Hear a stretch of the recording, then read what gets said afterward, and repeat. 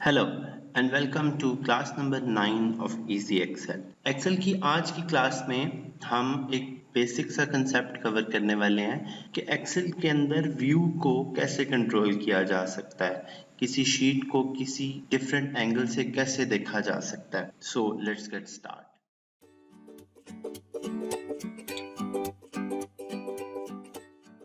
Sometimes इस तरह से होता है कि हम जब डाटा को रिव्यू कर रहे होते हैं तो हम चाह रहे होते हैं कि हम इसको और जूम इन करके देख लें, बिकॉज नंबर्स इस तरह से आ रहे होते हैं कि हम उनको जूम्ड इन देखना चाहते हैं। और सम टाइम ऐसे हो रहा होता है कि हम लोग उसको जूम्ड इन नहीं बल्कि हम उसको उसका एक बर्ड आई व्यू लेना चाह रहे होते हैं। तो ये दोनों एक्टिविटीज हम कैसे कर सकते हैं? हम अपने राइट कॉर्नर में आएंगे और राइट कॉर्नर में ये जो एक जूम बार दिया हुआ है, इस जूम बार को हम लोग प्रेस करके 400% तक जूम करा सकते हैं। अब जैसे आप देख रहे हैं कि जूम इन और जूम आउट एक पूरे पेज पे आपको पूरा यही नजर आ रहा होगा, लेकिन जब हम इसको रिवर्स करेंगे 10% तक ले आते हैं तो क्या होगा कि हमें एक बर्ड आई व्यू मिल रहा होगा कि पूरी शीट पे और इसके अलावा क्या क्या है। नॉर्मली हम इसको 100% पे रखते हैं। एक चीज आपको याद रखनी होगी कि ये जूम इन और जूम आउट आपकी फॉर्मेटिंग को चेंज नहीं कर रहा होता, यानी कि आपके सेल के अंदर लिखे हुए टेक्स्ट का साइज चेंज नहीं हो रहा, बल्कि वो सिर्फ आपको बड़ा करके दिखा रहा है या आपको छोटा करके दिखा रहा है। यह चीज आगे हम बेसिक्स की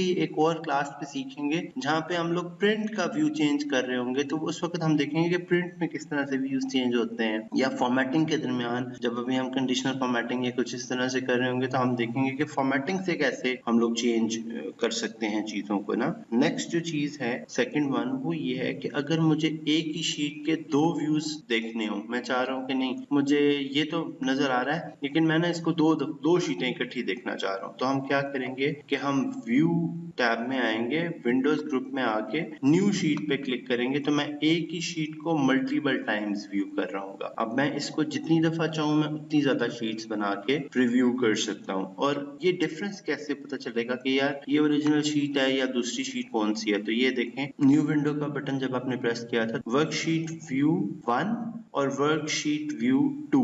अब मैं अगर यहीं पे जाके व्यू के अंदर एक और न्यू विंडो करूं तो मेरे पास क्या आ गया? Worksheet view 3। इसका मतलब है कि मैं जितने भी व्यूज एक्सेल के क्रिएट करना चाहूं तो मैं कर सकता हूं। अब हम दो व्यूज इकट्ठे लेके चल रहे हैं, एक में मैंने आपके लिए आउटलाइंस ओपन की हुई है, सेकंड में हम for example sales data open कर लेते हैं। तो देखिए शीट्स दोनों मेरे पास अब चल रही हैं। आप दोनों को इकट्ठे देख सकता हूँ या मैं दोनों को इकट्ठे व्यू कर सकता हूँ। ठीक है। थर्ड वन इज कि मैं चाहता हूँ कि नहीं यार ये थोड़ा सा अजीब लग रहा है और मैं ना ये sheet side by side compare करना चाह रहा हूँ, या मैं चाह रहा हूँ कि ये मेरी दोनों शीटें ना मुझे इकट्ठी साइड बाय साइड नजर आए। तो क्या ऑप्शन है? मैं क्या करूंगा कि विंडो ग्रुप के अंदर आके इस पे side by side view side by side पे क्लिक कर दूंगा। जब मैंने साइड बाय साइड पे क्लिक किया तो एक्सेल ने क्या किया है कि एक शीट मेरी ऊपर व्यू होना शुरू हो गया और एक इसी तरह से नीचे व्यू होना शुरू हो गया। ऊपर वाली शीट में आप लोगों के लिए चल रहा था टॉपिक के जो आज हम पढ़ रहे हैं, ठीक है। और आप नीचे वाली शीट में ऑब्जर्व कर रहे हैं कि आप लोगों जो मैं टॉपिक्स जो हैं वो ऊपर करता जा रहा हूँ तो नीचे वाली शीट खुद ही साथ स्क्रॉल डाउन होती जा रही है। अब ये ऑप्शन कैसे खत्म की जा सकती है? इसके लिए क्या करेंगे हम कि सिंक्रोनाइज स्क्रॉलिंग को अनचेक कर देंगे। अब ये आपको याद होगा कि हमने कहा था कि कुछ बटन ऐसे होते हैं जो टॉगल बटन होते हैं, जब आप उनको क्लिक कर देते हैं तो वो अपना कलर चेंज करके आपको बता रहे होते हैं कि हम इस वक्त एक्टिवेटेड है। तो ये भी ऐसा ही है कि जब आप उसको अनएक्टिव कर देंगे तो वो क्या करेगा कि अब जब मैं शीट को स्क्रॉल डाउन कर रहा हूँ तो जो मेरा व्यू 1 है वो वहीं पे स्टैंड कर रहा है, लेकिन जो मेरा व्यू 2 है उसमें मैं स्क्रॉल डाउन कर पा रहा हूँ। अब अगर मैंने ये ऑप्शन खत्म करनी हो, मैं चाह रहा हूँ नहीं यार मुझे व्यूज नहीं चाहिए, तो what I will do is कि मैं व्यू साइड बाय साइड के ऑप्शन को अनचेक कर दूंगा तो मेरा व्यू भी खत्म हो जाएगा। अच्छा, अब हम ये चाह रहे हैं कि नहीं यार मल्टीपल शीट्स जो है ना वो मेरे सिस्टम को ओवरवेल्म कर रही हैं, बहुत ज्यादा मेरी स्क्रीन ऑक्यूपाई हो रही है, तो मैं इस चीज से मैं कैसे छुटकारा पा सकता हूँ? तो मैं क्या करूंगा कि मैं विंडोज टैब के अंदर जाके एक और ऑप्शन को एक्सप्लोर करूंगा विच इज स्प्लिट स्क्रीन। अब स्प्लिट स्क्रीन से क्या हुआ है? स्प्लिट स्क्रीन से ये हुआ है कि वो मेरी विंडो को उसने 4 हिस्सों में बांट दिया है। पहले वाले में मेरे पास क्या आ रहा है? आप नोट कर रहे हैं कि आपके स्क्रीन के ऊपर 4 डिफरेंट लाइंस नजर आना शुरू हो गई हैं।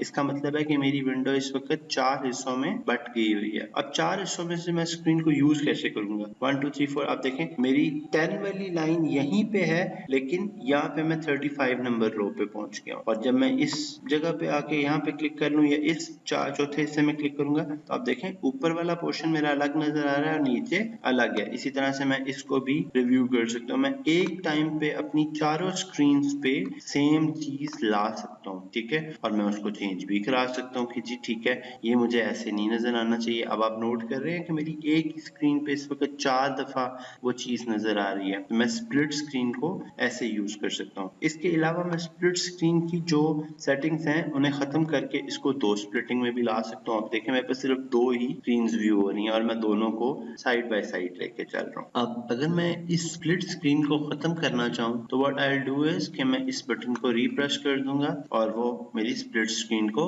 खत्म कर देगा। वन मोर ऑप्शन जो एक्सेल मुझे दे रहा होता है दैट इज फ्रीज पैन। अब फ्रीज पैन क्या होते हैं और ये क्यों यूज होते हैं? मिसाल के तौर पे हमारे पास ना ये एक सेल्स का छोटा सा डाटा है और हम जब इसमें स्क्रॉल डाउन कर रहे हैं तो ये मल्टीपल लाइंस में नीचे तक है। तो मैं जो मेरा ऊपर वाला पोर्शन है वो आपने ऑब्जर्व किया कि यहाँ पे आके खत्म हो गया है। अब मैं बाहर हूँ टेबल से तो मैं टेबल के अलावा मैं उसको देख नहीं सकता। अगर तो मैं टेबल में हूँगा, ये काम जब हम टेबल्स बना के कर रहे होंगे तो टेबल खुद ही टॉप कॉलम को ऑक्युपाई कर लेगा और हमारे देखें ABCDE की जगह पे A order number region item ये आना शुरू हो जाएगा। एक तो तरीका ये है कि मैं काम ही टेबल्स में कर रहा हूँ। टेबल्स में कर रहा हूँ तो मुझे फ्रीज पैनल की जरूरत नहीं पड़ेगी, बल्कि फिर वो कॉलम के साथ कॉलम नेम को जो है वो अपने टेबल की हेडिंग के साथ चेंज कर लेंगे। अगर हम ये काम ना कर रहे हो और हम टेबल्स को ना यूज कर रहे हो तो एक्सेल मुझे क्या ऑप्शन देता है? एक्सेल ऑप्शन देता है हमें फ्रीज पैन की। अब फ्रीज पैन में क्या होता है कि आप किसी भी पर्टिकुलर प्लेस को जो है वो वहां पे स्टेगनेंट करवा सके। मिसाल के तौर पे ये देखिए कि अगर मैं टॉप रो को फ्रीज कर लूं, आपने ऑब्जर्व किया एक लाइन जो है वो एक्स्ट्रा आना शुरू हो गई है यहाँ पे जो कि थोड़ी सी डार्क है। 1 और 2 के दरमियान एक लाइन है जो थोड़ी सी डार्क है और जब भी मैं अब नीचे जाता जाऊंगा तो रो नंबर 1 जो है वो वहीं पे स्टेगनेंट है, वो वहां से चेंज नहीं हुई है। इसी तरह से हम लोग कॉलम रो के बजाय एक कॉलम को भी फ्रीज करा सकते हैं। तो अब आप देखें कि एक कॉलम भी फ्रीज है। अब जब मैं यहाँ से मूव करूंगा तो BCDE, लेकिन A मेरा उधर ही स्टैंड कर रहा है। अब हम इस चीज को इस तरह से यूज कर सकते हैं कि हम अपने डाटा को फर्स्ट रो या फर्स्ट कॉलम को स्टेगनेंट करा सकते हैं। इसी तरह से मैं अपना एक कॉलम और रो का पेयर बना के मैं डिसाइड कर लूं कि जी मुझे इतना पैन फ्रीज करना है तो मैं क्या करूंगा कि मैं फ्रीज पैन्स पे क्लिक करूंगा। तो अब आप नोट करें कि उसने कॉलम बी लॉक किया है और रो भी लॉक की है। और ये चीज उसने डिसाइड कैसे किया है कि मैंने लाइन नंबर 3 रो नंबर 3 तक और कॉलम A तक करना था, तो वो मेरे एक्टिव सेल की बेस पे उसने डिसीजन किया है कि एक्टिव सेल से एक रो ऊपर तक और एक कॉलम पीछे तक उसने जो है वो उसको लॉक कर लिया। अब देखिएगा कि जब मैं नीचे जाऊंगा मेरे कॉलम B ने उसको नाम को नहीं ऑक्युपाई किया, बल्कि रो नंबर 3 का डाटा रो नंबर 3 में ही है। और मैं जितना मर्जी नीचे चला जाऊं, मैं टेबल के बिल्कुल लास्ट तक आ गया हूं तो फिर भी मुझे नजर आ रहा है कि ऊपर नाम क्या है। अब अगर मैंने ये चीज जो मैंने फ्रीज की है इसको अनलॉक करना हो तो हम क्या करेंगे कि फ्रीज पैन में जाके अनफ्रीज के ऑप्शन पे क्लिक कर देंगे तो मेरा फ्रीज खत्म हो गया और अब मैं जब नीचे स्क्रॉल डाउन करूंगा तो वो ऊपर से मेरे नाम को गायब करता जाएगा। That's it for today. Hope you like the video. Keep watching and keep sharing. Thank you.